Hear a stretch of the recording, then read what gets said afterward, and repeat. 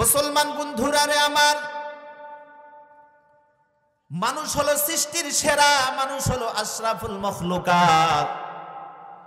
আল্লাহ পাক রব্বুল আলামিন মানুষকে তৈরি করেছে আশরাফুল মখলুকাত, মানে সৃষ্টির সেরা। এই মানুষের সম্মান, এই মানুষের মর্যাদার শ্রেষ্ঠ আর মর্যাদার মূল ভিত্তি হলো ইলম। সুবহানাল্লাহ। মুসলমান বন্ধুরা রে আমার, আল্লাহ পাক রব্বুল আলামিন সর্বপ্রথম পয়গম্বর আদম আলাইহিস সালাতু ওয়াস সালামকে আল্লাহ তাআলা তৈরি করেছেন। পয়গম্বর আদম আলাইহিস সালাতু ওয়াস সালামকে আল্লাহ তাআলা সর্বপ্রথম তৈরি করেছেন। উনি হলেন প্রথম মানুষ, প্রথম নবী। পয়গম্বর আদম আলাইহিস সালাতু ওয়াস সালামকে আল্লাহ তাআলা তৈরি করার পর সর্বপ্রথম আল্লাহ তাআলা তাকে ইলম শিক্ষা দিয়েছেন। সুবহানাল্লাহ। মুসলমান বন্ধুরা রে আমার, একটু আগের দিকে লক্ষ্য করো। আল্লাহ পাক রব্বুল আলামিন যখন ফেরেশতাদেরকে বললেন, ও গো আমার ফেরেশতা শোনো, আমি পৃথিবীর জিন্দেগিতে প্রতিনিধি হিসাবে খলিফা বানাইতে চাইতেছি। ফেরেশতারা কি বলল? আয় আল্লাহ, ক্বালু আতাজআলু ফীহা, আপনি পৃথিবীর মধ্যে কাকে সৃষ্টি করতে চাইতেছেন? মাই ইফসিদু ফীহা, যারা পৃথিবীর মধ্যে ফাসাদ সৃষ্টি করবে, গন্ডগোল করবে, মারামারি করবে, হানাহানি করবে, ওয়ায়াসফিকুদ দিমা, রক্তপাত করবে, আপনি কাদেরকে তৈরি করতে যাচ্ছেন? ওয়া নাহনু নুসাব্বিহু বিহামদিকা, আমরাই তো তোমার তাসবিহ তাহলিল, তোমার প্রশংসা, তোমার গুণগান, তোমার মহত্ব আর বরত্ব, তাসবিহ তাহলিল সব কিছু আদায় করার জন্য আমরাই তো যথেষ্ট।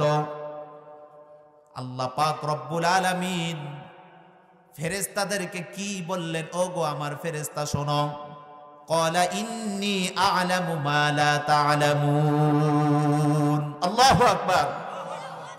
মুসলমান বন্ধুরা রে আমার,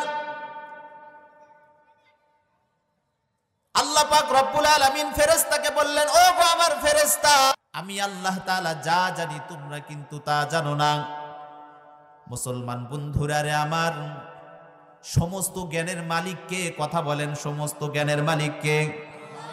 আল্লাহ পাক রব্বুল আলামিন পয়গম্বর আদম আলাইহিস সালাতু ওয়াস সালামকে আল্লাহ তাআলা সর্বপ্রথম তৈরি করার পর তাকে ইলম শিক্ষা দিলেন।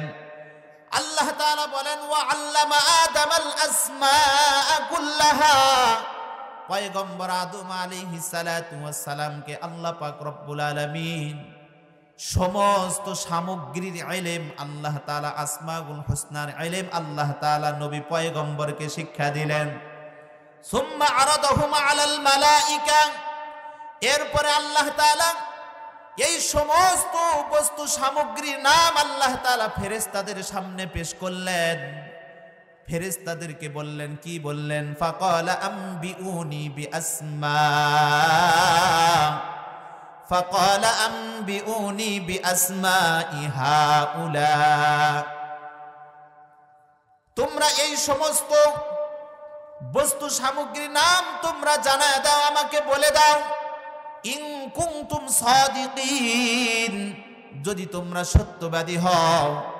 মুসলমান বন্ধুরা রে আমার, এবার ফেরেশতারা কি বলল? ক্বালু সুবহানাক, ক্বালু সুবহানাকা লা ইলমা লানা ইল্লা মা আল্লামতানা ইন্নাকা আনতাল আলিমুল হাকীম। আল্লাহু আকবার। মুসলমান বন্ধুরা রে আমার, ফেরেশতারা বলল, ক্বালু সুবহানাক, আয় আল্লাহ আপনি পবিত্র, লা ইলমা লানা, আমাদের কোনো ইলম নাই, ইল্লা মা আল্লামতানা, আপনি যতটুকু আমাদেরকে শিক্ষা দিয়েছেন, যতটুকু আপনি আমাদেরকে জানায় দিয়েছেন, ততটুকু ব্যতীত আমরা আর কিছুই জানি না। মুসলমান বন্ধুরা রে আমার, আল্লাহ পাক রব্বুল আলামিন বলেন, ইন্নাকা আনতাল আলিমুল হাকীম, নিশ্চয় আল্লাহ তাআলা জান্নেওয়ালা মহাপরাক্রমশালী। সুবহানাল্লাহ। মুসলমান বন্ধুরা রে আমার, তাহলে আমরা জানলাম আল্লাহ তাআলা সর্বপ্রথম পয়গম্বর আদমকে তৈরি করলেন, এরপর তাকে ইলম শিক্ষা দিলেন। মুসলমান বন্ধুরা রে আমার, সর্বপ্রথম ইলম শিক্ষা দিলেন। তাহলে ইলমের মর্যাদা, ইলমের মহত্ব কত দামি জিনিস। এরপরে আল্লাহ তাআলা পয়গম্বর আদম আলাইহিস সালাতু ওয়াস সালামকে আল্লাহ তাআলা অন্যান্য আসবাবপত্র আল্লাহ তাআলা দান করলেন, অন্যান্য সুযোগ সুবিধা, খাওয়া দাওয়া, বিয়ে শাদী, অন্যান্য ব্যবস্থাপনা আল্লাহ তাআলা পয়গম্বর আদমকে দিয়ে দিলেন। মুসলমান বন্ধুরা রে আমার, সর্বপ্রথম আল্লাহ তাআলা নবী পয়গম্বর আদমকে ইলম শিক্ষা দিয়েছেন। এরপরে আল্লাহ পাক রব্বুল আলামিন এই ইলমের কারণে নূরের তৈরি ফেরেশতা আল্লাহ পাক রব্বুল আলামিন আদম আলাইহিস সালামকে নূরের তৈরি ফেরেশতার উপর আল্লাহ তাআলা শ্রেষ্ঠত্ব দিয়েছেন। আল্লাহ তাআলা সম্মান মর্যাদা আল্লাহ তাআলা বাড়ায় দিয়েছেন। মুসলমান বন্ধুরা রে আমার, নবী পয়গম্বর আদমকে ইলম শিক্ষা দেওয়ার পর আল্লাহ পাক রব্বুল আলামিন এবার পরীক্ষা নিলেন। পরীক্ষায় যখন পয়গম্বর আদম যখন গোল্ডেন এ প্লাসে পাস করলেন, কামিয়াবি হলেন, সফলতা অর্জন করলেন, আল্লাহ পাক রব্বুল আলামিন পয়গম্বর আদমকে এবার পুরস্কৃত করলেন। কি সেই পুরস্কার শোনা দরকার আছে কিনা? কথা বলেন, আপনারা কি ঘুমাইতেছেন? একটু মনটা এই দিক করে মনোযোগ দিয়ে কথাগুলো শুনুন। খারাপ লাগতেছে ভাই? আমি তো ডাইরেক্ট কোরআন থেকে কথা বলতেছি, রাজনীতি কথা এগুলো। মুসলমান বন্ধুরা রে আমার, পয়গম্বর আদম আলাইহিস সালাতু ওয়াস সালাম আল্লাহ তাআলা নবীকে কি পুরস্কৃত করলেন?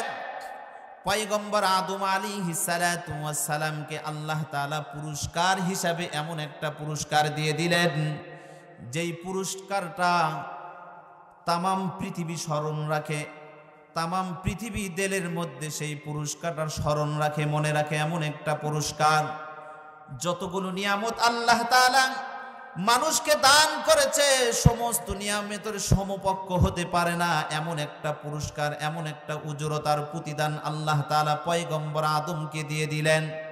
আল্লাহ পাক রব্বুল আলামিন ফেরেশতাদেরকে নির্দেশ দিলেন, হুকুম দিলেন, তোমরা আমার নবী পয়গম্বর আদম আলাইহিস সালাতু ওয়াস সালামকে তোমরা সিজদা করো। মুসলমান বন্ধুরা রে আমার, সিজদার পাওয়ার, সিজদার অধিকার কার? আল্লাহ পাক রব্বুল আলামিনের। কিন্তু আজকে আল্লাহ তাআলা এই অধিকার আল্লাহ তাআলা পয়গম্বর আদমকে দিয়ে দিলেন। কারণ হলো ইলম এমন একটা জিনিস আর এমন একটা বড় নিয়ামত, আল্লাহ পাক রব্বুল আলামিন এই ইলমের কারণে পয়গম্বর আদম আলাইহিস সালাতু ওয়াস সালামকে নূরের তৈরি ফেরেশতার উপরে শ্রেষ্ঠত্ব দান করেছেন। সুবহানাল্লাহ।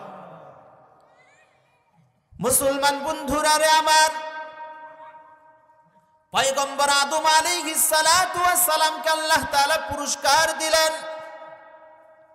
সমস্ত ফেরেশতারা সিজদা করলো, সমস্ত ফেরেশতারা সিজদা করলো। সর্বপ্রথম ইসরাফিল আলাইহিস সালাতু ওয়াস সালাম পয়গম্বর আদমকে সিজদা করলেন।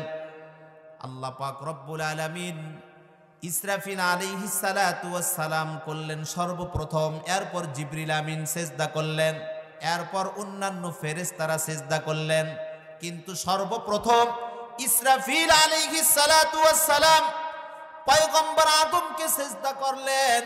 আল্লাহ পাক রব্বুল আলামিন ইসরাফিল আলাইহিস সালাতু ওয়াস সালামকে নিয়ামত স্বরূপ আল্লাহ তাআলা তার কপালে গোটা কোরআনে মাজিদ লিখিয়ে দিয়ে দিলেন। সুবহানাল্লাহ। ইসরাফিল আলাইহিস সালাতু ওয়াস সালাম সর্বপ্রথম পয়গম্বর আদমকে সিজদা করেছে, তাফসীরের কিতাবের মধ্যে এসেছে। এরপর জিবরিল আমিন করেছে, এরপর অন্যান্য ফেরেশতারা করেছে। আল্লাহ তাআলা ইসরাফিল আলাইহিস সালাতু ওয়াস সালামকে পুরস্কার হিসাবে আল্লাহ তাআলা তার কপালে 30 পারা কোরআন লিখিয়ে দিয়ে দিলেন। পয়গম্বর আদম আলাইহিস সালাতু ওয়াস সালামকে সম্মান করার কারণে, মর্যাদা দেওয়ার কারণে আল্লাহ তাআলা ফেরেশতা ইসরাফিল আলাইহিস সালাতু ওয়াস সালামকেও বঞ্চিত করেন নাই। এই জন্য ইলম বড় নিয়ামত, ইলম বড়ই নিয়ামত। ইলমের কারণে আলেমের সম্মান বেড়ে যায়। আর যেই ব্যক্তি আলেমকে সম্মান করে, আলেমকে মর্যাদা দেয়, আলেমকে ভালোবাসে, আলেমকে মহব্বত করে, আলেমের প্রতি কোনো বিদ্বেষ হিংসা পোষণ করে না, আল্লাহ পাক রব্বুল আলামিন তাকেও আল্লাহ তাআলা পুরস্কৃত করেন। সুবহানাল্লাহ। সম্মানিত হাজিরিন, পবিত্র মহাগ্রন্থ 30 পারা কোরআন এমন একটা পাওয়ারফুল কিতাব, এমন একটা পাওয়ারফুল কিতাব। নবীজি সাল্লাল্লাহু আলাইহি ওয়াসাল্লাম বলেন, তোমরা কোরআনে কারীমের মাধ্যমে তোমরা বরকত হাসিল করো। কি হাসিল করো? বরকত হাসিল করো। ফাইন্নাহু কালামুল্লাহ। এ কোরআন কোথায় থেকে এসেছে? এটা আল্লাহ তাআলার কালাম, আল্লাহ তাআলার কিতাব। ওয়া খরাজা মিনহু, এ কোরআন এসেছে আল্লাহ তাআলার পক্ষ থেকে। সুবহানাল্লাহ। আপনাদেরকে একটা দৃষ্টান্ত দিলে আপনাদের খুব স্পষ্ট হয়ে যাবে। আপনারা বলেন তো, এই একজন মেম্বরের চাইতে একজন চেয়ারম্যানের মর্যাদা কম না বেশি? যারা এই যে ওয়ার্ড মেম্বার থাকে, এই ওয়ার্ড মেম্বরের চাইতে একজন চেয়ারম্যানের মর্যাদা কম না বেশি? বেশি। একটু কথা বলেন, কম না বেশি? বেশি। একজন চেয়ারম্যানের চাইতে একজন উপজেলার চেয়ারম্যানের সম্মান মর্যাদা কম না বেশি? বেশি। একজন উপজেলা চেয়ারম্যানের তুলনায় একজন এমপি সাহেবের মর্যাদা কম না বেশি? বেশি। তাহলে একজন এমপি সাহেব উপজেলা চেয়ারম্যানের তুলনায় তার যদি মর্যাদা সম্মান বেশি হয়, তার কথার পাওয়ারও বেশি। অনুরূপভাবে একজন এমপি সাহেবের তুলনায় একজন প্রতিমন্ত্রীর সম্মান মর্যাদা বেশি না কম? বেশি। তুলনামূলক এমপি সাহেবের তুলনায় যদি প্রতিমন্ত্রীর সম্মান বেশি হয়, তার কথা, তার ভরত্ব, তার শক্তি কম না বেশি? বেশি। অনুরূপভাবে একজন প্রতিমন্ত্রীর তুলনায় একজন পূর্ণমন্ত্রীর সম্মান মর্যাদা কম না বেশি? বেশি। তাহলে প্রতিমন্ত্রীর তুলনায় ফুল মন্ত্রী, পূর্ণমন্ত্রীর পাওয়ার, তার শক্তি, তার কথার স্পিরিট বেশি না কম? বেশি। অনুরূপভাবে, ঠিক অনুরূপভাবে আল্লাহ পাক রব্বুল আলামিন কোরআনে কারীম আমাদেরকে আল্লাহ তাআলা দান করেছেন। আমার জিজ্ঞাসা হলো, একজনের চাইতে একজনের মর্যাদা সম্মান পর্যায়ক্রমে বেশি বেশি, এইরকম ভাবে মন্ত্রী পর্যন্ত, প্রাইম মিনিস্টার পর্যন্ত মর্যাদা অনেক বেশি। অর্থাৎ ব্যক্তি যত বড় হয় মর্যাদা তার তত বেশি, তার কথা, তার পাওয়ার অনেক বেশি। কথা বলেন ঠিক কিনা? তাহলে এ কোরআনে কারীম, এই মহাগ্রন্থ 30 পারা কোরআন, এ কোরআন কোথায় থেকে এসেছে? আল্লাহ পাক রব্বুল আলামিনের পক্ষ থেকে এসেছে।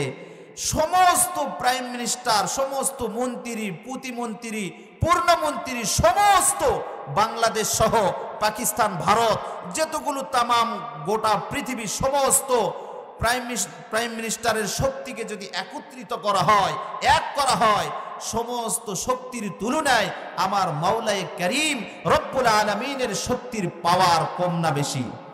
কেমন বেশি? বহুত বহুত গুণ বেশি, যার কোনো তুলনা হয় না। তবে একটা কথাই বলতে চাই, আল্লাহ পাক রব্বুল আলামিন হলেন উনি স্রষ্টা। উনি কি? উনি স্রষ্টা, উনি মালিক, উনি খালেক। স্রষ্টার সঙ্গে কোনোদিন সৃষ্টির তুলনা হতে পারে না। মুসলমান বন্ধুরা রে আমার, বিশ্ব নবী পয়গম্বর আলাইহিস সালাতু ওয়াস সালাম নবীজি বলেন, তাবাররাক বিল কুরআন ফাইন্নাহু কালামুল্লাহ ওয়া খরাজা মিনহু। নবীজি বলেন, তোমরা কোরআনে কারীমের মাধ্যমে তোমরা ইলম হাসিল করো। কোরআনে কারীমের মাধ্যমে তোমরা বরকত হাসিল করো, মর্যাদা হাসিল করো। ফাইন্নাহু কালামুল্লাহ, এ কোরআন এসেছে আল্লাহ তাআলার পক্ষ থেকে, ওয়া খরাজা মিনহু, আল্লাহর পক্ষ থেকে কোরআন এসেছে, আর এটা হলো কালামুল্লাহ, আল্লাহ তাআলার কথা। মুসলমান বন্ধুরা রে আমার, কোন ব্যক্তি যখন কোরআন পড়ে সে যেন স্বয়ং আল্লাহ পাক রব্বুল আলামিনের সঙ্গে কথোপকথন করে। সুবহানাল্লাহ। মুসলমান বন্ধুরা রে আমার, কোরআন হলো এমন একটা রহমতের ম্যাগনেট, এমন একটা রহমতের চুম্বক। কোন ব্যক্তি কোরআন পড়লো, কোন ব্যক্তি কোরআনকে দেখলো, কোন ব্যক্তি কোরআনকে অনুধাবন করলো, কোন ব্যক্তি নিজে কোরআন পড়লো মানুষকে পড়ালো, কোন ব্যক্তি নিজে কোরআন পড়লো মানুষকে পড়ালো, আল্লাহ পাক রব্বুল আলামিন বলেন মহাগ্রন্থ 30 পারা কোরআন, এটা কোনো জায়নামাজে দাঁড়ানোর কোনো কিতাব নয়, এটা কোনো ইবাদতের কোনো কিতাব নয়, এটা হলো মহাগ্রন্থ 30 পারা কোরআন, এটা হলো মানুষের জন্য হেদায়েতের কিতাব। সুবহানাল্লাহ। মুসলমান বন্ধুরা রে আমার, কোন বস্তু অথবা কোন ব্যক্তি যখন কোন বড় ধরনের ব্যক্তির সঙ্গে যখন সম্পর্ক লাগায়, তার সম্মান তার মর্যাদা বেড়ে যায়, তার সম্মান তার মর্যাদা বাড়ায়া দেন কে? আল্লাহ তাআলা বাড়ায়া দেন।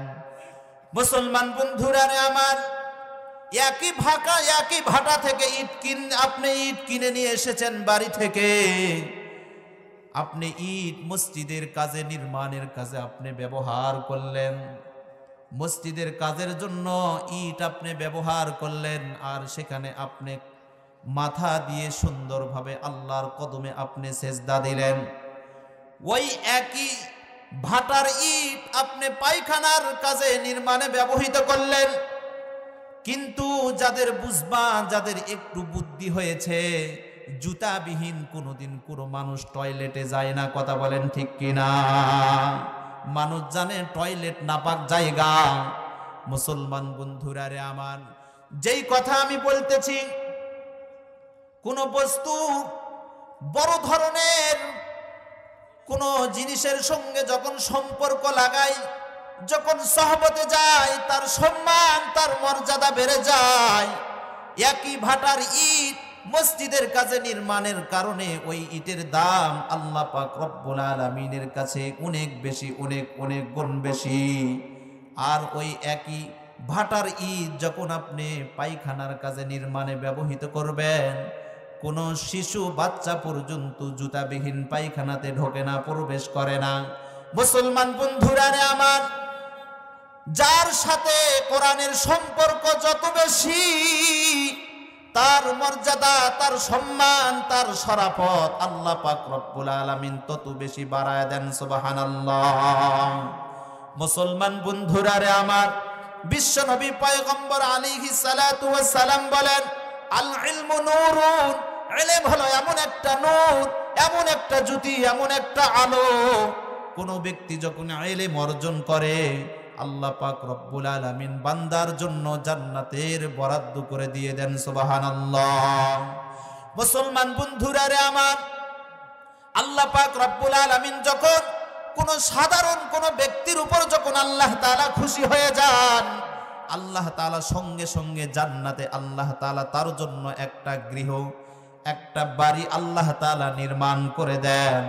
আর যখন আল্লাহ পাক রব্বুল আলামিন যখন কোন উলামায়ে কেরামের উপর খুশি হয়ে যান, যখন কোন তলাবার উপর খুশি হয়ে যান, আল্লাহ পাক রব্বুল আলামিন সঙ্গে সঙ্গে তার জন্য জান্নাতে একটা নগরী তৈরি করে দেন। সুবহানাল্লাহ। মুসলমান বন্ধুরা রে আমার, নবাবেরা যেরকম পৃথিবীর জিন্দেগিতে তাদের জমিদারি থাকবে, অনুরূপ ভাবে যারা উলামায়ে কেরাম, যারা তলাবা, কাল কিয়ামতের ময়দানে তাদেরকে আল্লাহ তাআলা সেই জমিদারির পাওয়ারফুল আল্লাহ তাআলা তাদেরকে দিয়ে দিবেন। সুবহানাল্লাহ। বিশ্ব নবী পয়গম্বর আলাইহিস সালাতু ওয়াস সালাম নবীজি বলেন, তলাবুল ইলমি ফারিদাতুন আলা কুল্লি মুসলিম। এই জন্য নবীজি বলেছেন, প্রত্যেকটা নর এবং নারীর উপর ইলমে দ্বীন শিক্ষা করা ফরজ। মুসলমান বন্ধুরা রে আমার, নবীজি এ কথা বলেন নাই কোনো ব্যক্তির পিছনে কিন্তু বয়স নির্ধারণ করে দেওয়া হয় নাই।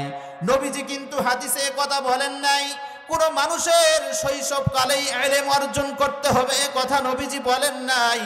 নবীজি এ কথাও বলেন নাই নবীজি তোমাকে যৌবনকালে ইলম অর্জন করতে হবে, এ কথাও কিন্তু নবীজি বলেন নাই। মুসলমান বন্ধুরা রে আমার, আমাদের পূর্ণাঙ্গ জীবনটা ইলমের ময়দানে আমাদেরকে অগ্রসর থাকতে হবে। কারণ হলো বিশ্ব নবী পয়গম্বর আলাইহিস সালাতু ওয়াস সালাম নবীজি বলেন উতুলুবুল ইলমা মিনাল মাহদি ইলাল লাহাদ। বিশ্ব নবী পয়গম্বর নবীজি বলেন তোমরা ইলম অর্জন করো, তোমরা জ্ঞান অন্বেষণ করো, দোলনা থেকে কবর পর্যন্ত যাওয়ার আগ মুহূর্ত পর্যন্ত তোমরা ইলম অর্জন করো। মুসলমান বন্ধুরা রে আমার, দিলটা নরম করে কথাগুলো মনোযোগ দিয়ে শোনার জন্য চেষ্টা করবেন। বিশ্ব নবীজি বলেন মান কানা ফি তালাবিল ইলমি, যেই ব্যক্তি ইলমের খোঁজে বের হয়ে যায়, যেই ব্যক্তি ইলম তালাশ করে, যেই ব্যক্তি ইলম খোঁজে, যেই ব্যক্তি ইলম অন্বেষণ করে, কানাতিল জান্নাতু ফি তালাবি, নবীজি বলেন জান্নাত তার পিছে পিছে বের হয়ে পড়ে। সুবহানাল্লাহ, জান্নাত তাকে খোঁজ করে। মুসলমান বন্ধুরা রে আমার, শুধু তাই নয়, কোন ব্যক্তি যখন ইলমের জন্য আল্লাহ তাআলার পথে যখন বের হয়ে যায়, নবীজি হাদিসে বলেন ফাহুয়া ফি সাবিলিল্লাহ, সে যেন আল্লাহর পথে বের হয়ে গেল।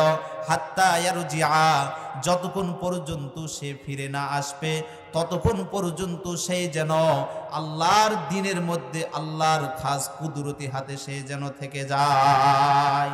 সুবহানাল্লাহ।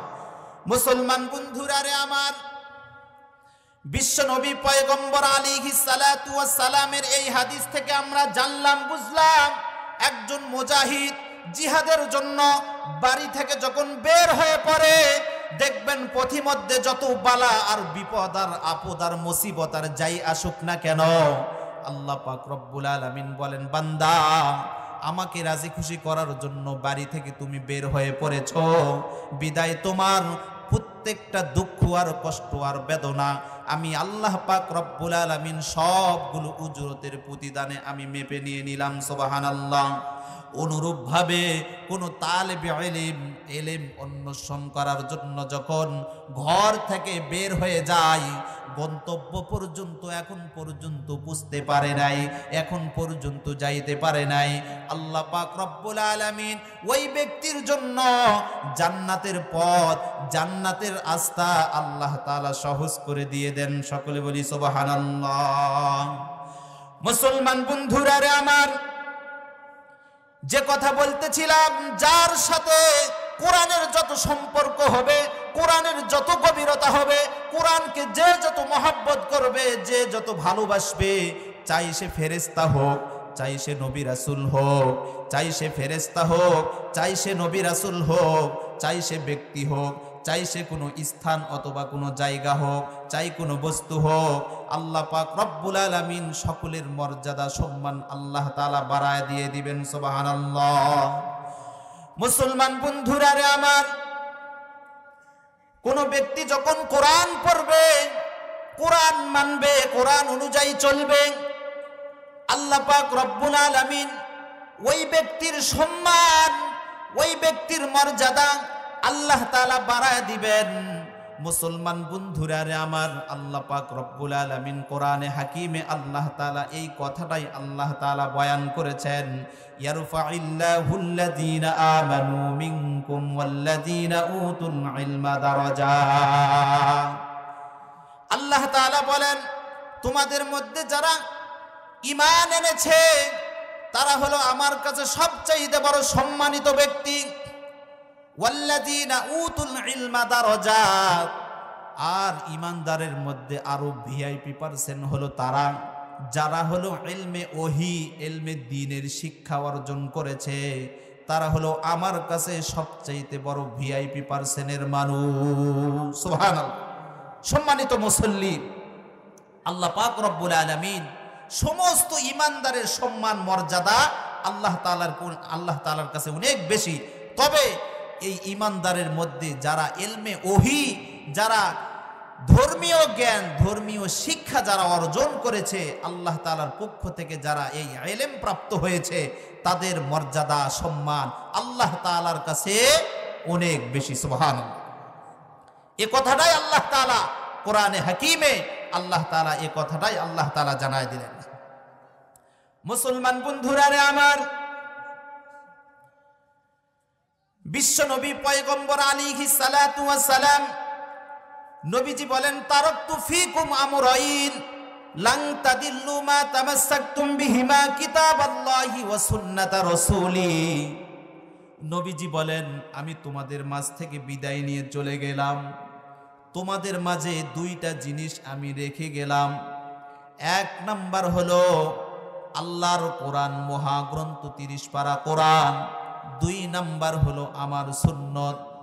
কোন ব্যক্তি যদি আল্লাহর কোরআন আর বিশ্ব নবীর এই তরিকা, বিশ্ব নবীর সুন্নতকে যদি আঁকড়ে ধরে, মজবুত ভাবে যদি ধরে, লাং তাদিল্লু মা তামাসসাকতুম বিহিমা, নবীজি বলেন কিয়ামত পর্যন্ত কোনোদিন ওই ব্যক্তি গোমরা হবে না। সুবহানাল্লাহ। কিন্তু আজকে দেখেন, বড় আফসোস, বড় পরিতাপের বিষয়, আমরা তো কোরআন পড়ি না, যারা কোরআন পড়ে তাদেরকে আমরা বিরোধিতা করি। এই যে আজকে এমন একটা ইসলামী জলসা, কোরআনের মাহফিল, মাদ্রাসা কেন্দ্রিক মাহফিল হচ্ছে, এখানে ইলমে ওহির জ্ঞান এখানে শিক্ষা করা হয়, ইলমে ওহির জ্ঞান শিক্ষা দেওয়া হয়। এই জন্য এখানে আমাদেরকে ভাই, আপনি জেনারেল পড়ান, আপনি জাগতিক বিদ্যা শিখান, যেই শিখান না কেন, আপনি ডক্টর, দেখেন আমাদের সমাজের অবস্থা এমন হয়ে গেছে, যদি কোনো ব্যক্তি যদি সুন্দরভাবে জাগতিক শিক্ষায় শিক্ষিত হয়ে যায়, আমাদের যারা অভিভাবক আছেন আমরা খুশি হয়ে যাই, আমরা আনন্দিত হয়ে যাই। আর যদি আরো একটু বড় ধরনের যদি একটু ডিগ্রি অর্জন করে, যদি প্রফেসর হয়, ডক্টর হয়, ইঞ্জিনিয়ার হয়, আর যদি বিদেশ থেকে কোনো ভালো ডিগ্রি নিয়ে আসে, আমরা তো গৌরব করি, অহংকার করি, আমার ছেলে শিক্ষিত, আমার ছেলে বিশাল বড় ডিগ্রি নিয়ে এসেছে। কিন্তু কেউ যদি কোরআনের হাফেজ হয়, কেউ যদি আলেম হয়, কেউ যদি মুফতি হয়, কেউ যদি মুহাদ্দিস হয়, কেউ যদি মুফাসসির হয়, আমরা তাদেরকে শিক্ষিত বলতেও রাজি হই না। কথা বলেন ঠিক কি না? তাদেরকে শিক্ষিত বলি না, তাদেরকে বুদ্ধিমান বলি না।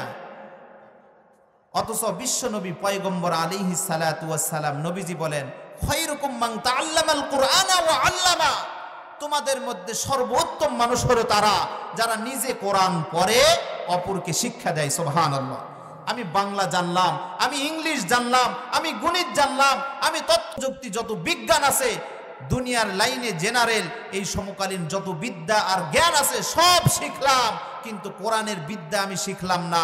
বিশ্বনবী বলেন, বিশ্বনবীর হাদিসের বাণী অনুযায়ী নবীজি বলেন, সে সর্ব উম্মত মানুষ হতে পারে না। আমি কোরআন বাদ দিয়ে সব শিখলাম, আমার কোনো লাভ হবে? পরকালীন চিরস্থায়ী জিন্দেগিতে বাংলা, ইংরেজি, অঙ্ক, এই যে দুনিয়ার লাইনে যত জেনারেল যত শিক্ষাবিদ্যা আছে, এগুলো কি কবরে চলবে? এগুলো চলবে? আমি মুসলমান হিসাবে আমার সবচাইতে বড় দায়িত্ব হলো আমাকে সর্বপ্রথম ইলমে ওহির জ্ঞান, ধর্মীয় জ্ঞান আমাকে সর্বপ্রথম শিখতে হবে। আপনারা উল্টা বুঝবেন না, আপনি প্রফেসর হন, ডক্টর হন, ইঞ্জিনিয়ার হন, সবই প্রয়োজন আছে, কিন্তু কোরআন হাদিসের ইলম জ্ঞান বাদ দিয়ে না। কোরআন হাদিসের ইলম, কোরআন হাদিসের জ্ঞান সঙ্গে করে নিয়ে আপনি শিখেন, এতে কোনো বাধা নেই। আপনি ডাক্তার হন, এতে কোনো বাধা নেই। দেখা যায় অনেক ভার্সিটি পড়ুয়া অনেক ভাইরা আলহামদুলিল্লাহ দাড়ি রেখেছে, মেসওয়াক, তাদের নামাজের পাবন্দি, তাদের আল্লাহ তাআলার হুকুম আহকামের বিধিবিধানগুলো মানার প্রতি এতটা উদ্বুদ্ধ আর সুন্দরভাবে তারা ইবাদত বندگی চালিয়ে যাইতেছে। তারা তো বড় বড় ডক্টর, বড় বড় ইঞ্জিনিয়ার, বড় বড় ডিগ্রি অর্জন করেছে, ঠিক কি না? দেখা যায় আমাদের সমাজের মধ্যে এরকম অনেক মানুষ আছে। মুসলমান বন্ধুরা রে আমার, বিশ্বনবী পয়গম্বর বললেন, দুইটা জিনিসকে তোমরা আঁকড়ে ধরো। এক নাম্বার হলো আল্লাহর কোরআন, 2 নাম্বার হলো বিশ্বনবীর তরিকা সুন্নাত।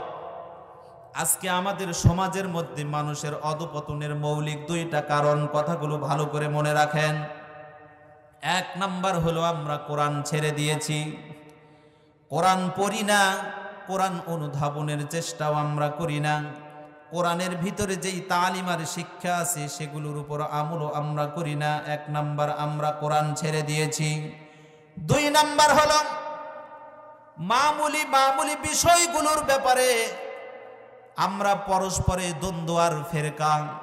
মুসলমান বন্ধুরা রে আমার, দেখা যায় মাযহাব নিয়ে কত দ্বন্দ্ব, মাশরাব নিয়ে কত দ্বন্দ্ব, মসলক নিয়ে কত দ্বন্দ্ব আমাদের সমাজের মধ্যে আজও দেখা যায়।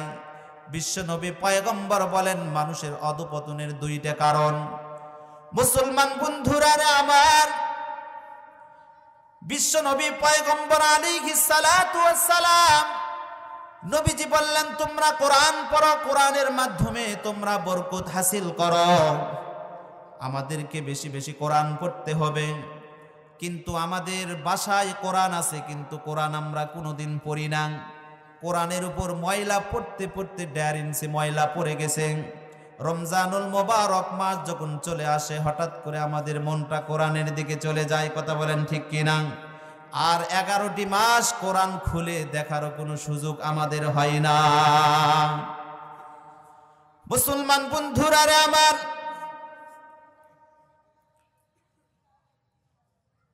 কোরআনের সঙ্গে যত মহব্বত, যত ভালোবাসা আপনার থাকবে, কাল কিয়ামতের ময়দানে আল্লাহ পাক রব্বুল আলামিনের দরবারে একজন সুশ্রী যুবকের আকৃতি ধারণ করে কোরআন আপনার পক্ষে আল্লাহ তাআলার দরবারে সুপারিশ করবে আর বলবে, আয় আল্লাহ, আমি আপনার দরবারে এই ব্যক্তির ব্যাপারে আমি প্রার্থনা করতেছি, আমি সুপারিশ করতেছি। আল্লাহ, দুনিয়ার জিন্দেগিতে থাকাকালীন সে আমাকে মহাব্বত করত, সে আমাকে তেলাওয়াত করত, সে আমাকে পড়তো, তার সিনার ভিতরে আমাকে জায়গা করে দিয়েছিল মাবুদ। আমি তার নিকটে মেহমান ছিলাম, মেহমানের হক যথাযথ আদায় করেছে। আমি আজকে এই ব্যক্তির ব্যাপারে তোমার নিকটে প্রার্থনা করতেছি, সুপারিশ করতেছি, তুমি তাকে জান্নাতের মেহমান হিসাবে কবুল করে নাও। সুবহানাল্লাহ। মুসলমান বন্ধুরা রে আমার, সবচাইতে বড় ফজিলত হলো কোন ব্যক্তি কোরআন পড়বে, কোরআন অনুযায়ী চলবে। কোরআনে হালাল হারাম যা কিছু আল্লাহ পাক রব্বুল আলামিন বর্ণনা করেছে, এগুলো অনুযায়ী যদি চলে, তাহলে ওই ব্যক্তির মর্যাদা সবচাইতে আল্লাহ তাআলা অনেক উঁচু মর্যাদা আল্লাহ তাআলা তার জন্য রেখে দিয়েছেন। মুসলমান বন্ধুরা রে আমার, কাল কিয়ামতের ময়দানে একজন হাফেজে কোরআনকে এরকম ভাবে বলা হবে, ইকরা ওয়ারতাকি, তুমি পড়তে থাকো আর উপরের দিকে তুমি চড়তে থাকো। ওয়ারাত্তিল কামা কুনতা তুরাত্তিলু ফিদ দুনিয়া, তুমি তার তিলের সঙ্গে কোরআন পড়ো, যেই রকম পৃথিবীর জিন্দেগিতে তুমি তার তিলের সঙ্গে কোরআন পড়তে। ফা ইন্না মানজিলাকা ইনদা আখিরি আয়াতিন তাকরাউহা, তোমার তেলাওয়াত যেখানে শেষ হবে, তোমার জান্নাতের বরাদ্দ সিঁড়ি তোমার সেখানেই হয়ে যাবে। সুবহানাল্লাহ। মুসলমান বন্ধুরা রে আমার, এই জন্য যেই মানুষের দিলের ভিতরে কোরআন নাই, যেই মানুষের দিলের ভিতরে কোরআন নাই, সিনার ভিতরে কোরআন নাই, তার দিলটা হলো উজার একটা ভিটার ন্যায়। দেখবেন যেখানে ভিটা বাটি থাকে, কোনো মানুষের বস্তি নাই, কোনো মানুষের আনাগোনা বসবাস নাই, সেখানে সাধারণত ভূত পেত্তিনি জিন্নাত খবিজদের বসবাস। কথা বলেন ঠিক কিনা? মুসলমান বন্ধুরা রে আমার, যার সিনার ভিতরে কোরআন থাকবে না, কোরআন নাই, তার সিনাটা যেন শয়তানের বাসা হয়ে যায়। নেক কাজ, ভালো কাজ করা তো দূরের কথা, শয়তান তাকে বিভিন্ন ওয়াসওয়াসা দিয়ে, বিভিন্ন ফন্দি দিয়ে তাকে সব সময় খারাপ কাজের দিকে তাকে উদ্বুদ্ধ করতে থাকে। মুসলমান বন্ধুরা রে আমার, আমাদের সমাজের মধ্যে একটা জিনিস সবচেয়ে বেশি প্রচলিত, অনেকে বলে হুজুর কোরআন বুঝে পড়লে ফায়দা, কোরআন না বুঝে পড়লে কোনো লাভ নাই, কোনো ফায়দা নাই। এই ধরনের কথা কিন্তু শোনা যায়, ঠিক কিনা? আমাদের সমাজের মধ্যে ভাই, অনেক ভাইরা বলে যে কোরআন বুঝে পড়লে ফায়দা, বুঝে পড়লে নেকি আছে, না বুঝে পড়লে কোনো ফায়দা নাই, কোনো নেকি নাই। অথচ নবী মুহাম্মদুর রাসূলুল্লাহ সাল্লাল্লাহু আলাইহি ওয়াসাল্লাম নবীজি বলেন, মান ক্বারা হারফাম মিন কিতাবিল্লাহ ফালাহু হাসানাতু ওয়াল হাসানাতু বিআশরি আমসালিহা লা আকুলু আলিফ লাম মিম হারফুন বাল আলিফুন হারফুন ওয়া লামুন হারফুন ওয়া মিমুন হারফুন। নবীজি বলেন, আলিফ লাম মিম এই তিনটা হরফের সমন্বয় একটা শব্দ। কোনো ব্যক্তি যদি তাজবিদ সুন্দর করে, মাখরাজ সুন্দর করে, সুন্দরভাবে যদি তার তিলের সাথে যদি কোরআনের এই একটা শব্দ তেলাওয়াত করে, আলিফ লাম মিম, নবীজি বলেন নিঃসন্দেহে যদি মাখরাজ, যদি তাজবিদ, তার তেলাওয়াত যদি বিশুদ্ধ হয়, শুদ্ধ হয়, আল্লাহ পাক রব্বুল আলামিন তাকে 3×10 30টি নেকি আল্লাহ তার আমলনামায় দিয়ে দেন। সুবহানাল্লাহ। আর যারা বলেন কোরআন না বুঝে পড়লে কোনো লাভ নাই, ফায়দা নাই, আপনারা তাদেরকে ভদ্র চিত্তে একটা প্রশ্ন করবেন। আপনাদেরকে আমি এই প্রশ্নটা শিখায় দেই। তাদেরকে বলবেন, কোরআনে কারীম, গোটা 30 পারা কোরআনে কারীমের বিভিন্ন জায়গায় আলিফ লাম মিম সদ, আলিফ লাম র কাফ হা ইয়া আইন সদ, এইরকম কিছু হরফে মুকাত্তা আছে কি নাই? হুজুর আছে না? এরকম আছে না? আপনারা তাদেরকে প্রশ্ন করবেন যে আলিফ লাম মিম এই শব্দটার অর্থ আপনি কি বুঝিছেন, এর তর্জমা কি, এর অর্থ কি, আপনি একটু আমাকে সুন্দরভাবে বুঝায় দেন। ভদ্র চিত্তে বলবেন, যেহেতু ওলামায়ে কেরাম, আপনি সুন্দরভাবে জানার জন্য বলবেন আলিফ লাম মিম এই শব্দটার অর্থ কি, আপনি একটু আমাকে বলেন। কেউ বলতে পারবে? কেউ বলতে পারবে? এগুলো হরফে মুকাত্তা, এগুলোর অর্থ স্বয়ং আল্লাহ ছাড়া আর পৃথিবীতে কেউ জানে না। আল্লাহ ছাড়া আর পৃথিবীর কেউ জানে না। যারা এই ধরনের ভ্রান্ত আকীদা মানুষের দিলের ভিতরে ঢুকায় দেয়, এই সমস্ত ভ্রান্ত আকীদাহীন মানুষের নিকট থেকে আমাদেরকে সবসময় সচেতন থাকতে হবে। কারণ হলো তারা এই ধরনের কথা বলে, এই সরল সোজা কথা বলে আপনার তেলাওয়াতকে একেবারে চিরতরে বন্ধ করে দেওয়ার জন্য তারা এইরকম ভাবে তারা পায়তারা চালাইতেছে। কথা বলেন ঠিক কিনা?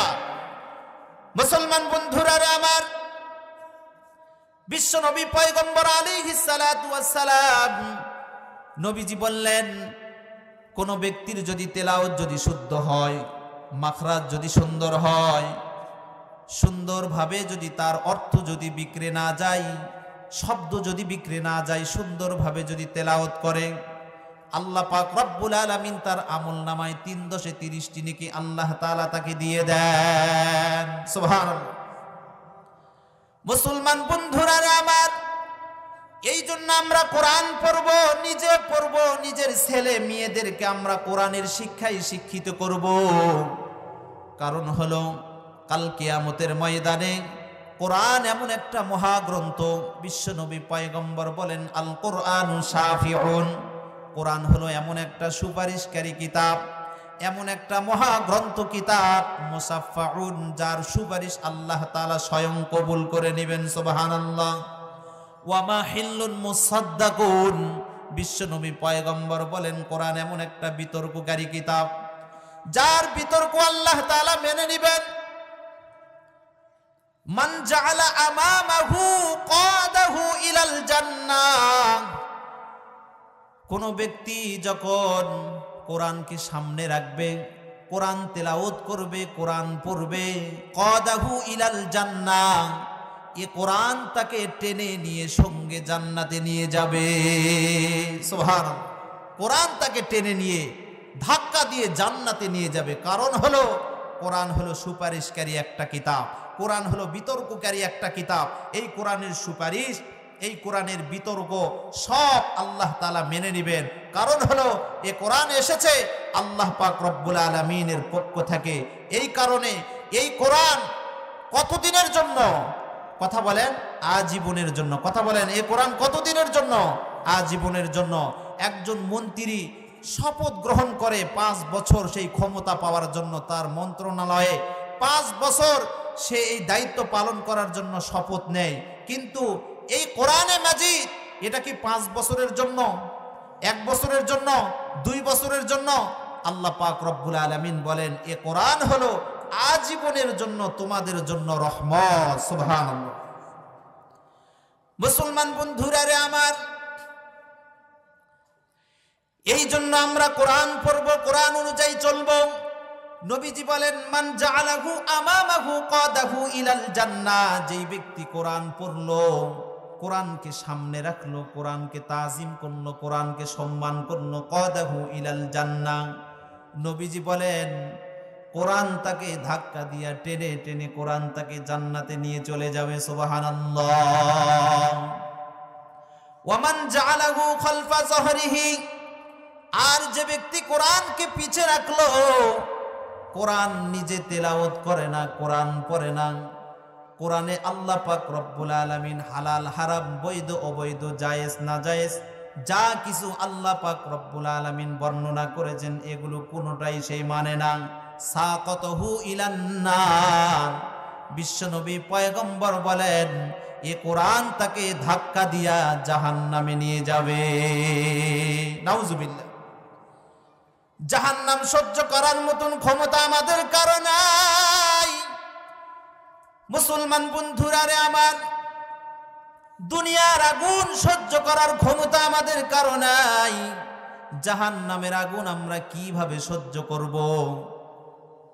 আল্লাহ পাক রব্বুল আলামিন কোরআনে হাকিমে আল্লাহ তাআলা বলেন, ওয়া আম্মাল্লাযীনা ফাসাকু ফামাওয়াহুমুন নার, যারা অপরাধী, যারা পাপাচার, যারা গুনাহের মধ্যে জড়িত, যারা আল্লাহর নাফরমানি করেছে, আল্লাহর হুকুমকে সীমা লঙ্ঘন করেছে, তাদের ঠিকানা হলো জাহান্নাম।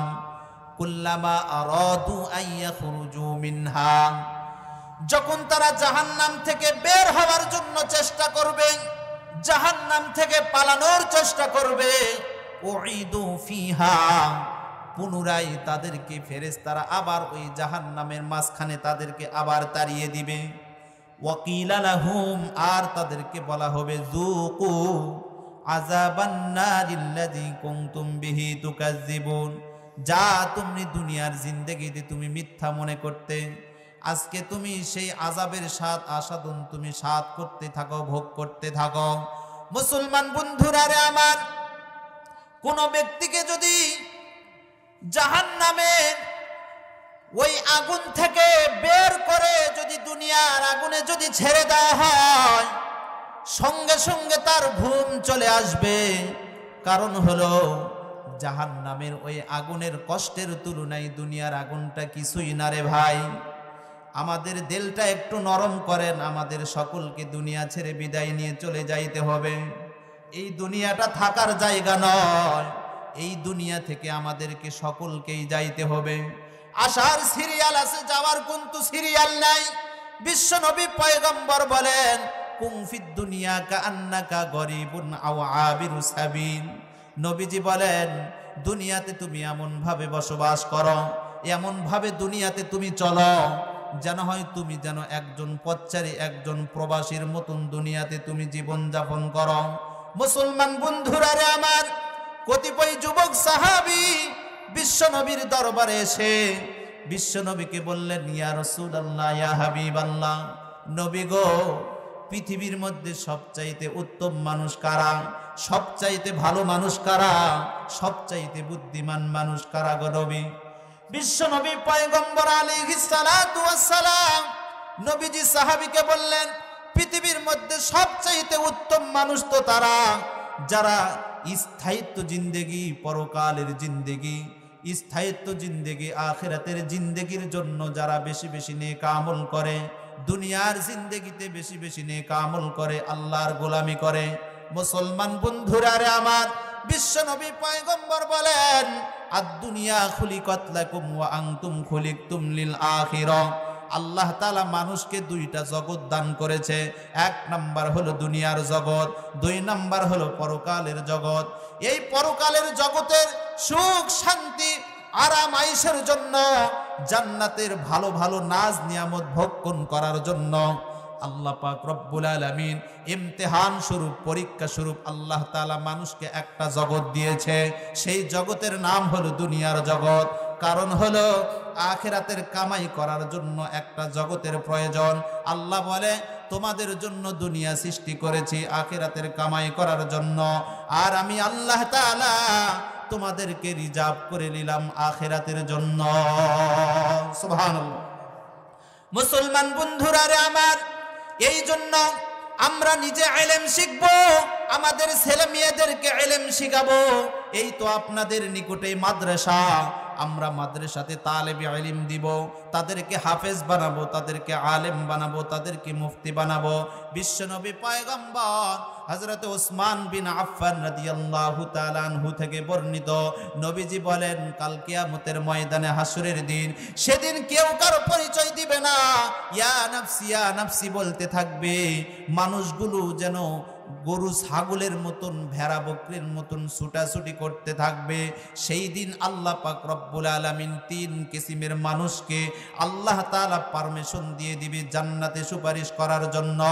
1 নাম্বার হলো নবী রাসূলগণ, 2 নাম্বার হলো উলামায়ে কেরামগণ, 3 নাম্বার হলো শহীদগণ। মুসলমান বন্ধুরা রে আমার, তাহলে সেকেন্ডে কে রয়েছে কথা বলেন? সেকেন্ড নাম্বার কে রয়েছে? উলামায়ে কেরাম।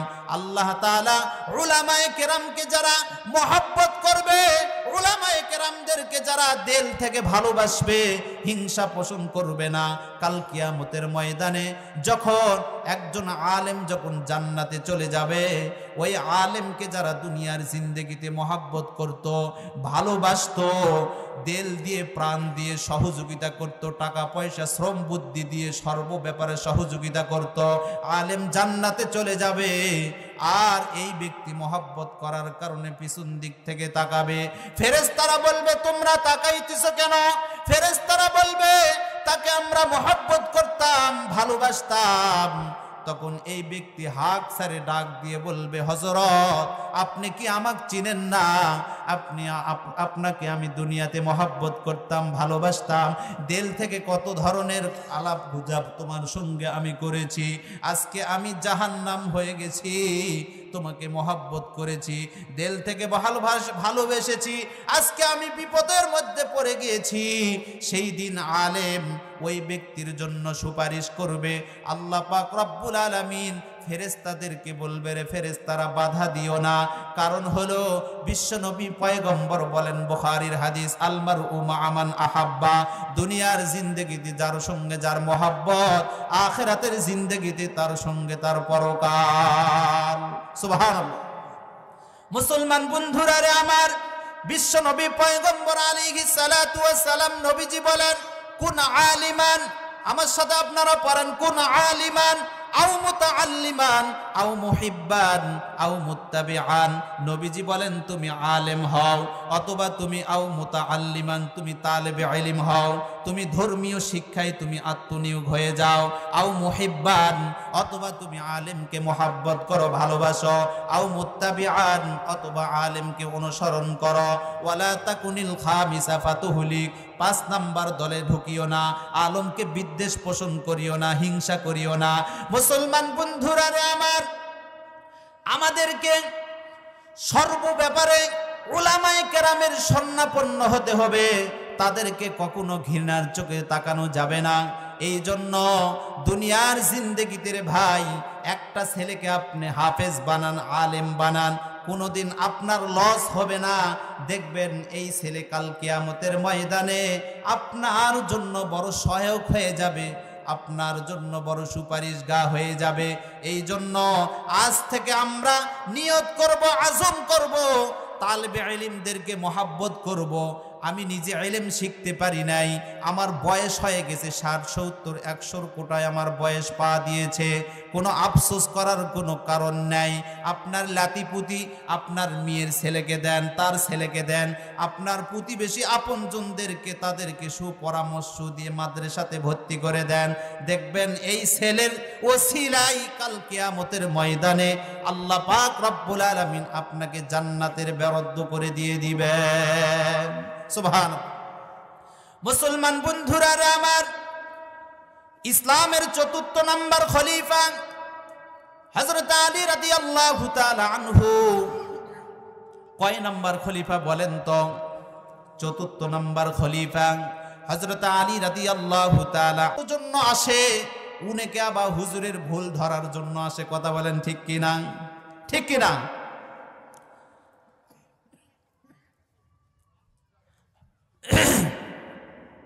হযরত আলী রাদিয়াল্লাহু তাআলা আনহু উনি ইসলামের ৪র্থ নম্বর খলিফা ছিলেন। ওনার সম্পর্কে কিতাবের মধ্যে বর্ণিত হয়েছে, ওনার ভাষা এত সুন্দর, যে শুনতো সে মুগ্ধ হয়ে যেত, যে শুনতো সে মুগ্ধ হয়ে যেত, কারণ ওনার ভাষা ছিল স্পষ্ট। একজন সাহিত্যিক ছিলেন, একজন সুবক্তা হিসাবে সর্বত্র খ্যাতিমান ছিলেন, যার আলোচনা শোনার জন্য যার কথা যাই শুনতো মুগ্ধ হয়ে যেত। কিন্তু যাদের দিলটা, যাদের কলবটা হিংসার কারণে অন্ধকার হয়ে গেছে, হিংসার ক্ষততে ক্ষতান্বিত হয়ে গেছে, যারা অপরের ভালো দেখতে পায় না, যারা অপরের সৌন্দর্য দেখতে পায় না, যারা অপরের প্রশংসা সহ্য করতে পারে না, তাদের দিলের মধ্যে কৌতূহল জাগলো, কৌতূহল জাগলো যে আলী আবার কবে মহাপণ্ডিত্য অর্জন করলো। আলী তো বিশ্বনবী পয়গম্বর আলাইহিস সালাতু ওয়াস সালামের জন্য তার গোটা জীবনটা তিনি তো কাটিয়ে দিয়েছেন, মাঠে ময়দানে যুদ্ধ করেছেন। বড় জোর একজন নামকরা যোদ্ধা হতে পারে, মহাপণ্ডিত্য তো হতে পারে না। এই কৌতূহল কার? হিংসুকদের। কার? হিংসুকদের। মুসলমান বন্ধুরা রে আমার, হযরত আলী রাদিয়াল্লাহু তাআলা আনহু সম্পর্কে কিতাবে বর্ণিত হয়েছে, এত সুন্দর সুবক্তা, এত খ্যাতিমান ছিলেন, যার আলোচনা, যার কথা যেই শুনতো মুগ্ধ হয়ে যাইত। কিন্তু যার অন্তরটা হিংসার কারণে অন্ধকার হয়ে গেছে, দাগান্বিত হয়ে গেছে, যারা অপরের ভালো সহ্য করতে পারে না, তারা আলী রাদিয়াল্লাহু তাআলা আনহুর প্রশংসা কোনোদিন সহ্য করতে পারত না। মুসলমান বন্ধুরা রে আমার, একদিন কয়েকজন হিংসুক পরামর্শ করল, আলী রাদিয়াল্লাহু তাআলা আনহু তিনি একজন যোদ্ধা হতে পারে, তিনি মহাপণ্ডিত্য তো কখনোই হতে পারে না। তাহলে কয়েকজন হিংসুক একটা পরামর্শ করলো, বৈঠক করলো, কি করা যায়। তারা এবার চিন্তা করলো, আমরা হযরত আলী রাদিয়াল্লাহু তাআলা আনহুর মহাপণ্ডিত্যের পরীক্ষা নিব। মুসলমান বন্ধুরা রে আমার, কিভাবে পরীক্ষা নিবে, কিভাবে এবার পরীক্ষা নেওয়া যায়। তারা সিদ্ধান্তে উপনীত হলো, পরীক্ষাটা নিব কিভাবে। এবার কয়েকজন হিংসুকদের মধ্যে যিনি দল নেতা ছিলেন, এবার তারা চিন্তা করলেন, আমরা সংখ্যায় 10 জন ব্যক্তি পয়গম্বর আলী রাদিয়াল্লাহু তাআলা আনহুর নিকটে আমরা গিয়ে তাকে বিভিন্ন ধরনের প্রশ্ন করব। উনি যদি প্রশ্নের উত্তর যদি সুন্দরভাবে যদি দিতে পারে, তাহলে আমরা বুঝবো সে একজন ভালো মানুষ, সে একজন মহাপণ্ডিত, মহাজ্ঞানী। বিশ্বনবী পয়গম্বর বলেছেন, আনা মাদিনাতুল ইলমি ওয়া আলিয়ুন বাবুহা। বিশ্বনবী পয়গম্বর নবীজি বলেন, আমি হলাম ইলমের শহর, আর হযরত আলী রাদিয়াল্লাহু তাআলা আনহু তিনি হলেন ইলমের দরজা। সুবহানাল্লাহ। মুসলমান বন্ধুরা রে আমার, এবার হিংসুকেরা চিন্তা করলো কি করা যায়। এবার 10 জন ব্যক্তি হাঁটি হাঁটি পা পা করে হযরত আলী রাদিয়াল্লাহু তাআলা আনহুর দরবার পর্যন্ত গেলেন। আলী রাদিয়াল্লাহু তাআলা আনহুর নিকটে গিয়ে সকলেই নীরবতা পালন করলেন। দল নেতা সবার আগে আগে, আর বাদবাকি 9 জন তার পিছে চুপচাপ তারা দাঁড়িয়ে রয়েছে। দল নেতা এবার নীরবতা ভেঙ্গে আলী রাদিয়াল্লাহু তাআলা আনহুকে এবার প্রশ্ন করলেন, আমরা শুনেছি আপনি মহাপণ্ডিত, মহাজ্ঞানের অধিকারী, আপনি ইলমের দরজা। বহু দূর থেকে আমরা আপনার নিকটে অতিক্রম করে আপনার নিকটে আমরা আসছি, আপনার নিকটে বড় কষ্ট স্বীকার করে আপনার দরবারে উপস্থিত হয়েছি। আপনার মনোমুগ্ধকর আলোচনা শুনে আমাদের দিলটা যেন ঠান্ডা হয়ে যায়। মুসলমান বন্ধুরা রে আমার, হযরত আলী রাদিয়াল্লাহু তাআলা আনহু এবার দল নেতাকে লক্ষ্য করে বললেন, তোমাদের মাকসাদ কি, উদ্দেশ্য কি, তোমরা খুলে বলো। মুসলমান বন্ধুরা রে আমার, এবার দল নেতা, হিংসুকদের দল নেতা এবার হযরত আলী রাদিয়াল্লাহু তাআলা আনহুকে বললেন, আপনি যদি অনুমতি দেন একটা প্রশ্ন আপনাকে করতে চাই। সেই প্রশ্নটা হলো, আমাদের প্রশ্ন হলো, সম্পদ আর জ্ঞান এই দুইটার মধ্যে কোনটা উত্তম, কেন উত্তম, কারণ কি? মুসলমান বন্ধুরা রে আমার, এই প্রশ্ন করার সঙ্গে সঙ্গে দল নেতা বললেন, আরেকটি আমার কথা রয়েছে, কথাটা হলো, আমরা সংখ্যায় কয়জন? সংখ্যায় 10 জন ব্যক্তি আপনার নিকটে প্রশ্ন করার জন্য আমরা এসেছি। আপনি একটা জবাব দিলে, একটা উত্তর দিলে চলবে না। আমরা সংখ্যায় 10 জন, 10টা উত্তর দিতে হবে কারণ সহকারে। কয়টা উত্তর দিতে হবে? 10টা উত্তর দিতে হবে।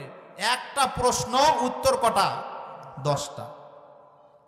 প্রশ্নটা কি বলেন তো?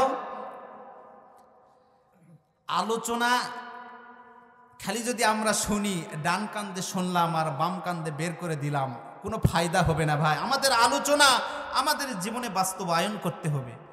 আমরা যদি আলোচনা শোনার পর যখন বাসায় যাব, মুনাজাত শেষ করার পর যদি স্ত্রী বলে, কি আলোচনা হলো একটু বলো তো, তখন যদি সুন্দর করে একটা হাসি দিয়ে যদি আপনি কাটিয়ে দেন, হবে?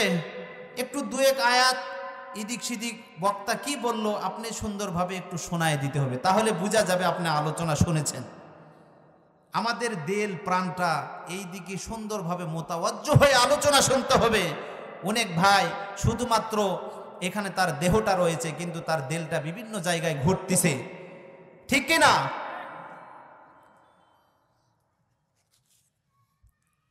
সকলে একটু জিকির করি, লা ইলাহা ইল্লাল্লাহ, লা ইলাহা ইল্লাল্লাহ, লা ইলাহা, লা ইলাহা ইল্লাল্লাহ। ভাইয়া আসমানে আল্লাহ, জমিনে আল্লাহ, লা ইলাহা ইল্লাল্লাহ, লা ইলাহা ইল্লাল্লাহ। জোরে জোরে একটু জিকির যতই করব, আল্লাহ তাআলা দিলের ময়লাগুলো দূর করতে থাকেন। সুবহানাল্লাহ। জোরে জোরে জিকির, লা ইলাহা ইল্লাল্লাহ।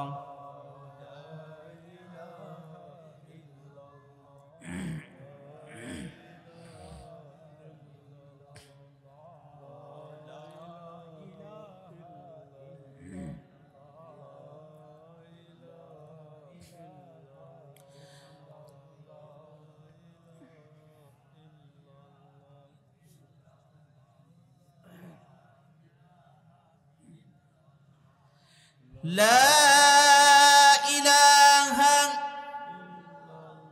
إلا الله محمد رسول الله صلى الله। মুসলমান বন্ধুরা রে আমার, এবার দল নেতা, হিংসুকদের দল নেতা, বিশ্বনবীর একজন জলিলুল কদর একজন সাহাবী, যেই সাহাবীর মর্যাদা, মুসলমান বন্ধুরা রে আমার, একজন সাহাবীর মর্যাদা তামাম পৃথিবীর সমস্ত মানুষের মর্যাদা যদি একত্রিত করা হয়, একজন আদনা থেকে আদনা সাহাবীর মর্যাদার সমপরিমাণ হতে পারে না। মুসলমান বন্ধুরা রে আমার, বিশ্বনবী পয়গম্বর আলাইহিস সালাতু ওয়াস সালামের একজন সাহাবী ছিল, নাম হলো সিদ্দিক আকবর রাদিয়াল্লাহু তাআলা আনহু।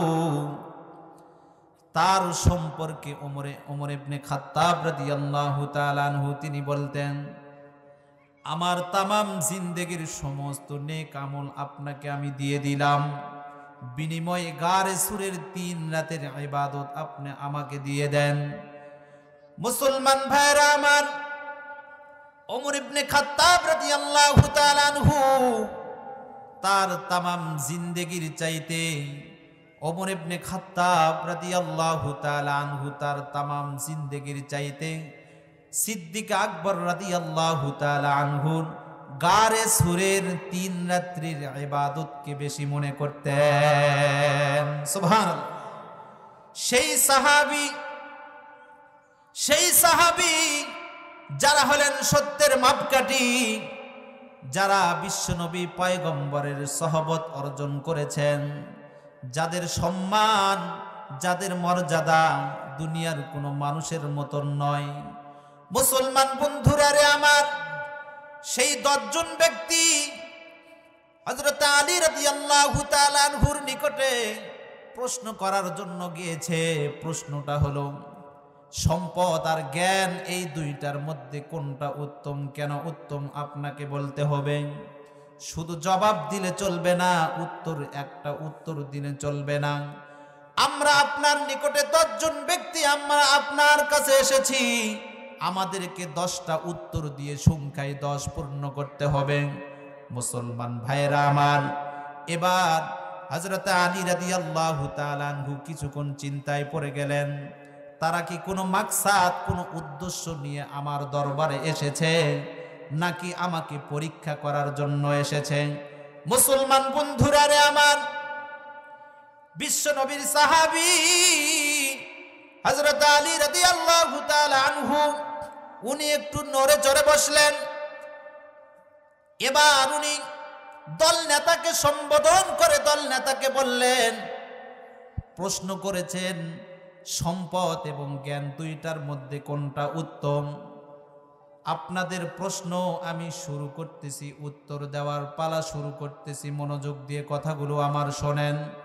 মুসলমান বন্ধুরা রে আমার, হযরত আলী রাদিয়াল্লাহু তাআলা আনহু সর্বপ্রথম 1 নাম্বার উত্তর দিলেন, পৃথিবীর মধ্যে মহাপুরুষ হলেন পয়গম্বর, নবী রাসূলগণ। এই পয়গম্বরদের নিকটে ইলম হলো সবচাইতে মহাজ্ঞানী, ইলম হলো সবচাইতে উত্তম। যেহেতু মহাপুরুষ নবী রাসূলগণ, তাদের নিকটে তাদের বিবেচনায় হলো ইলম সবচাইতে মহান। সুতরাং মহান হওয়ার জন্য আর কোনো কিছু দরকার পড়ে না।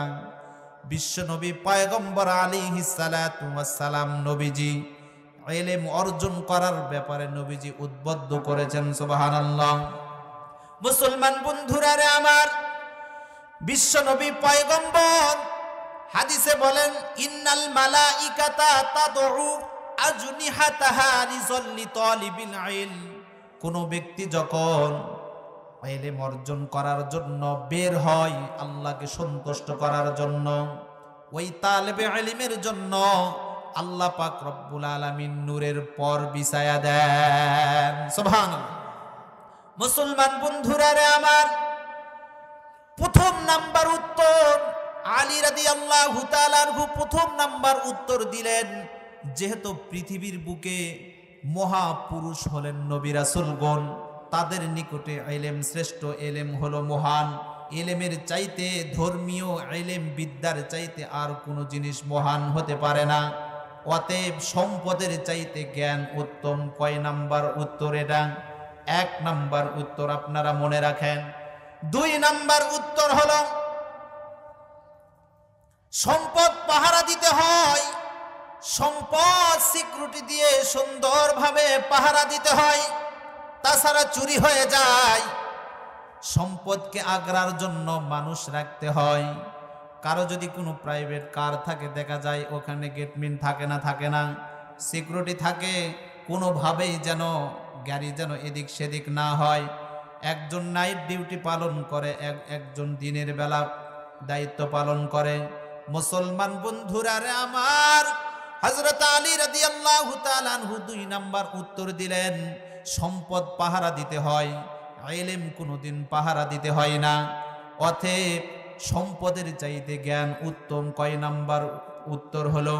2 নাম্বার। মুসলমান বন্ধুরা রে আমার, হযরত আলী রাদিয়াল্লাহু তাআলা আনহু 3 নাম্বার উত্তর দিলেন, ইলমের ব্যাপারে মানুষের দিলের ভিতরে ভ্রাতৃত্বর বন্ধন তৈরি হয়ে যায়, আর সম্পদের ব্যাপারে মানুষের মধ্যে হিংসা তৈরি হয়, শত্রুতা বেড়ে যায়। দেখবেন যার যত টাকা, দেখবেন তার পিছে কিন্তু শত্রুও সেই পরিমাণ। কথা বলেন ঠিক কিনা? মুসলমান বন্ধুরা রে আমার, অতএব সম্পদের চাইতে জ্ঞান হলো উত্তম। সুবহানাল্লাহ। কয় নাম্বার উত্তর হলো?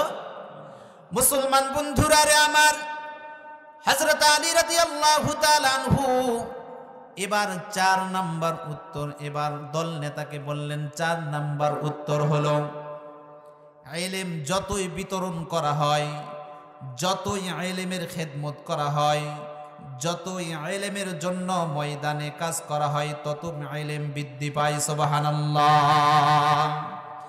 দেখবেন একজন আলেম যখন আলেম হয়, একজন হাফেজ যখন হাফেজ হয়, এর উপরে যখন কোরআনের খেদমত করে, ইসলামের খেদমত করে, দ্বীনের খেদমত করে, দ্বীনের খেদমত করে, ইসলামের খেদমত করে, তখন দেখবেন যতই কোরআনের খেদমত করে, ততই আল্লাহ তাআলা তার ইলমকে বাড়ায় দেয়। আর দেখবেন ইলম বিতরণের কারণে ইলমের মধ্যে বরকত হয়, ইলমের মধ্যে খায়ের বরকত হয়। কিন্তু ধন সম্পদ হলো তার উল্টা। আপনি ধন সম্পদ বিতরণ করেন, ধন সম্পদ বাড়ে না কমে? ধন সম্পদ কিন্তু বাড়ে না। হযরত আলী রাদিয়াল্লাহু তাআলা আনহু বললেন, ধন সম্পদের চাইতে ইলম হলো শ্রেষ্ঠ। সুবহানাল্লাহ। কয় নাম্বার উত্তর হলো? 5 নাম্বার উত্তর হলো, ধন সম্পদের ব্যাপারে মানুষের ভিতরে কৃপণতা তৈরি হয়, মানুষকে কৃপণতা হিসাবে গড়ে তোলে। আর ইলমের ব্যাপারে মানুষের মধ্যে সৌন্দর্যতার সাথে, ইলম এমন একটা মহাজ্ঞানী, ইলম যতই মানুষ খরচ করে, যতই ইলম মানুষ শিখে, ততই ইলমের মধ্যে আল্লাহ পাক রব্বুল আলামিন বরকত ঢেলে দেয়। সুবহানাল্লাহ। কয় নাম্বার উত্তর হলো? 5 নাম্বার। 6 নাম্বার উত্তর হলো, হযরত আলী রাদিয়াল্লাহু তাআলা আনহু বলেন, ইলম তো চুরি হয়, ধন সম্পদ তো চুরি হয়, ধন সম্পদ ডাকাতি হয়, ছিনতাই হয়, কিন্তু ইলম কোনোদিন চুরি হয় না, ইলম কোনোদিন ধ্বংস হয় না। সমস্ত মানুষের জন্য ইলম হলো নিরাপদ। অতএব ধন সম্পদের চাইতে ইলম হলো শ্রেষ্ঠ। সুবহানাল্লাহ। মুসলমান বন্ধুরা রে আমার, কয় নাম্বার উত্তর হলো? কয় নাম্বার উত্তর হলো? 6 নাম্বার উত্তর হয়ে গেল। 7 নাম্বার উত্তর হলো, ইলমের কোনো ক্ষয় নাই, ইলমের কোনো লয় নাই, কোনোদিন ইলম ধ্বংস হবে না, কোনোদিন ইলম পুড়ে যাবে না, ছাই হয়ে যাবে না। কারণ হলো, ইলমের ধারক বাহক যতদিন পৃথিবীতে থাকবে, আল্লাহ ততদিন পৃথিবীটা টিকে রাখবে। আর ধন সম্পদ আজ আছে তো কাল নাই। ধন সম্পদ হলো গাছের ছায়ার মতো। আপনাকে চলতে চলতে ক্লান্ত এসে গিয়েছে, আপনি বিশাল একটা বৃক্ষের নিচে কিছু সময়ের জন্য আপনি বিশ্রাম করতেছেন, তো দেখা যায় বিশ্রাম করতে করতে গাছের ছায়া কিন্তু শর্ট করে এখান থেকে চলে যায়। কারণ হলো, গাছের ছায়া স্থায়িত্ব নয়, ধন সম্পদ স্থায়িত্ব নয়, আজ আছে কাল নাই। মুসলমান বন্ধুরা রে আমার, অতএব ধন সম্পদের চাইতে জ্ঞান হলো উত্তম। মুসলমান বন্ধুরা রে আমার, 7 নাম্বার উত্তর হলো কয় নাম্বার? 8 নাম্বার উত্তর হলো, ইলমের কোনো সীমা নাই, ইলমের কোনো সীমা নাই, ইলমের কোনো ইন্তেহা নাই। ইলম কোনো জিনিস দিয়ে কোনো মানুষ কোনোদিন পরিমাপ করতে পারবে না। পক্ষান্তরে ধন সম্পদের কিন্তু পরিমাণ করা যায়, তার আকার আয়াতন রয়েছে। কথা বলেন ঠিক কিনা? অতএব ধন সম্পদের চাইতে ইলম হলো উত্তম। সুবহানাল্লাহ। ধন সম্পদের চাইতে ইলম উত্তম। কয় নাম্বার উত্তর হলো? 8 নাম্বার। 9 নাম্বার উত্তর, আলী রাদিয়াল্লাহু তাআলা আনহু উনি এবার 9 নাম্বার উত্তরের কথা এবার দল নেতাকে বললেন, জ্ঞান দ্বারা মানুষের অন্তরটা আলোকিত হয়ে যায়। কারণ হলো বিশ্বনবী পয়গম্বর আলাইহিস সালাতু ওয়াস সালাম নবীজি বলেন, আল ইলমু নূরুন, ইলম হলো নূর। একজন মানুষের দিলের ভিতরে যখন নূর ঢুকে যায়, দিলটা প্রশস্ত হয়ে যায়, আল্লাহর বিধান শরীয়তের উপর চলা তার জন্য সহজ হয়ে যায়। আর যখন দিলটা অন্ধকার হয়ে যায়, দিলটা কালো হয়ে যায়, দাগান্বিত হয়ে যায়, দিলটা অন্ধকারে কলুষিত হয়ে যায়, তখন কিন্তু ভালো জিনিসও ভালো লাগে না, খারাপ জিনিসও খারাপ লাগে না। কথা বলেন ঠিক কিনা?